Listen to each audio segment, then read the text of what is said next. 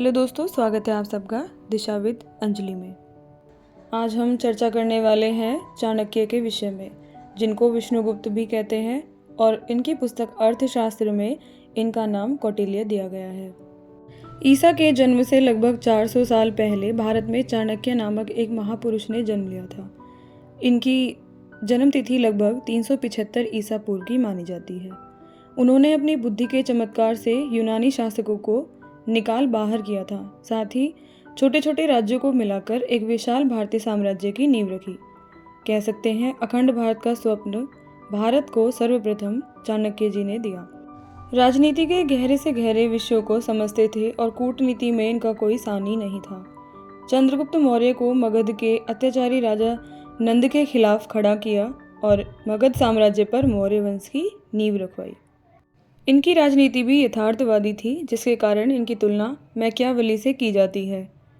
और सामाजिक समझौते का जो सिद्धांत रूसो ने दिया था, वह भी इनकी अर्थशास्त्र की किताब में झलकता है, क्योंकि इन्होंने उस किताब में एक बात कही है जिससे अंदाज़ा लगाया जा सकता है। इन्होंने लिखा है, राजा को सभी अपनी सुरक्षा के एवज में स्वेच्छा से धन धान्य देते हैं।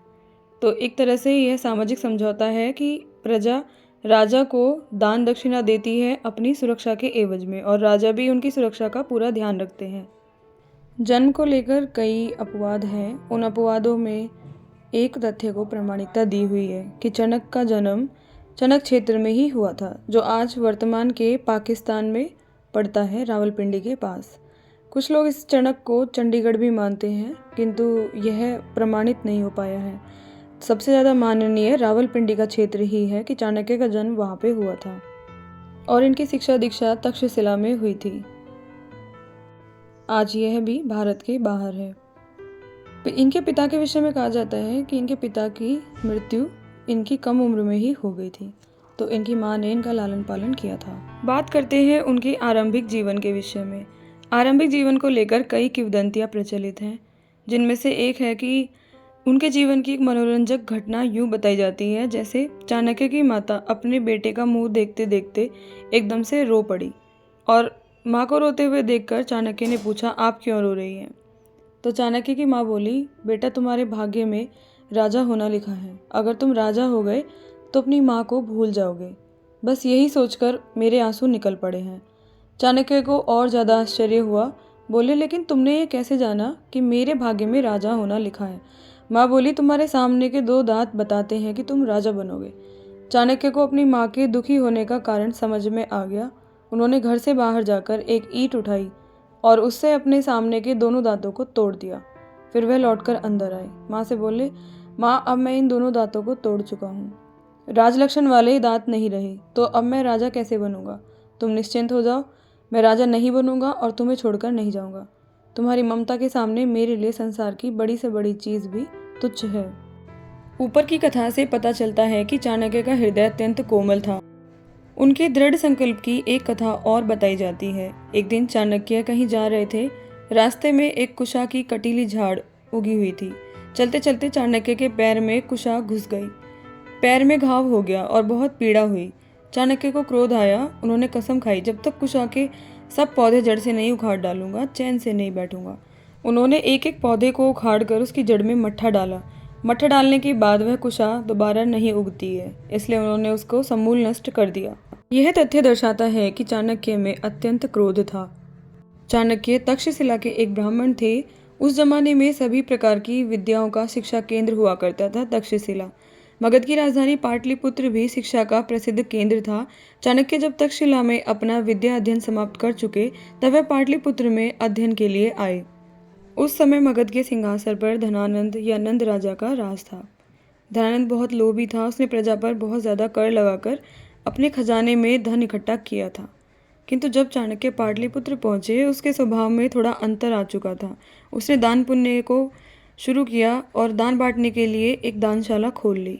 दानशाला के प्रबंध के लिए एक समिति बना दी, जिसका अध्यक्ष ब्राह्मण होता था।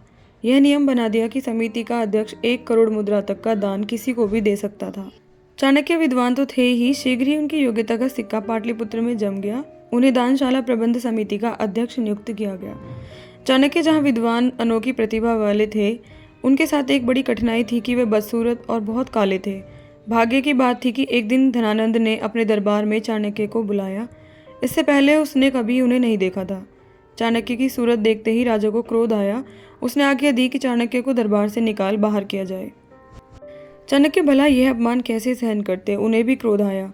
मारे गुस्से से वो थरथर कांपते हुए दरबार में अपनी चोटी खोल दी और राजा की तरफ मुंह करके बोले, नीच, तूने आज मेरा भरे दरबार में अपमान किया है, उसका बदला मैं तुझसे लूँगा।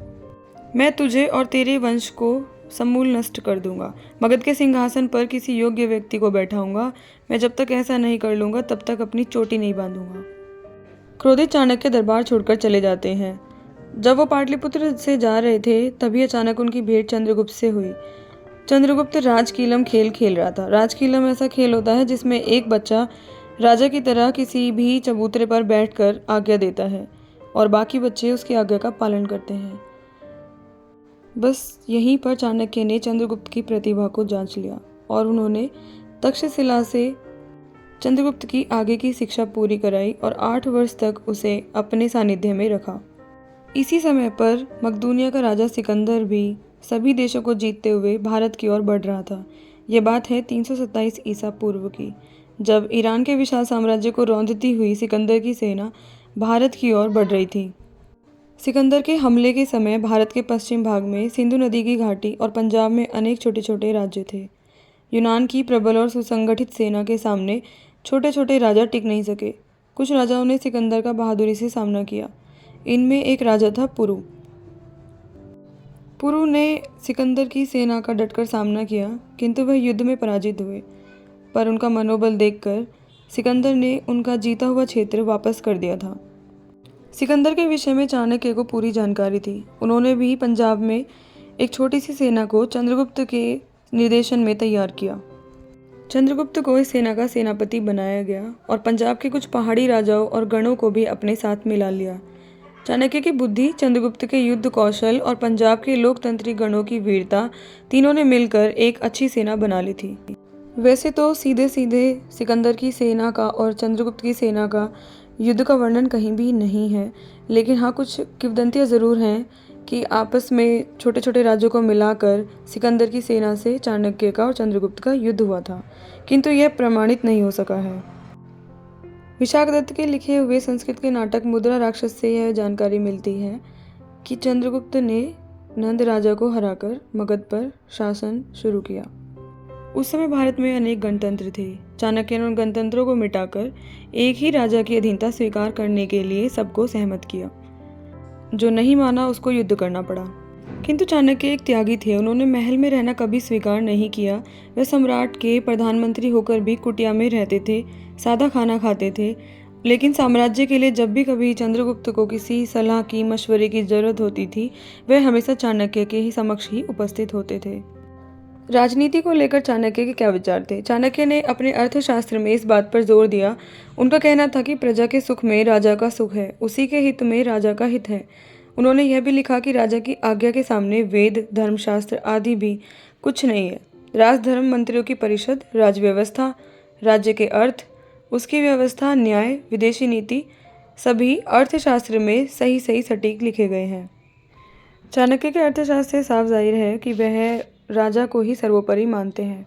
अपने राजपाट को खूब बढ़ाने के बाद 298 ईसा पूर्व चंद्रगुप्त संलेखना विधि से अपना शरीर त्याग देते हैं। वह जैन धर्म को मानने लगे थे और जैन धर्म में भूखे प्यासे रहकर एक व्रत के द्वारा शरीर त्यागा जाता है, जिसे संलेखना विधि कहते हैं।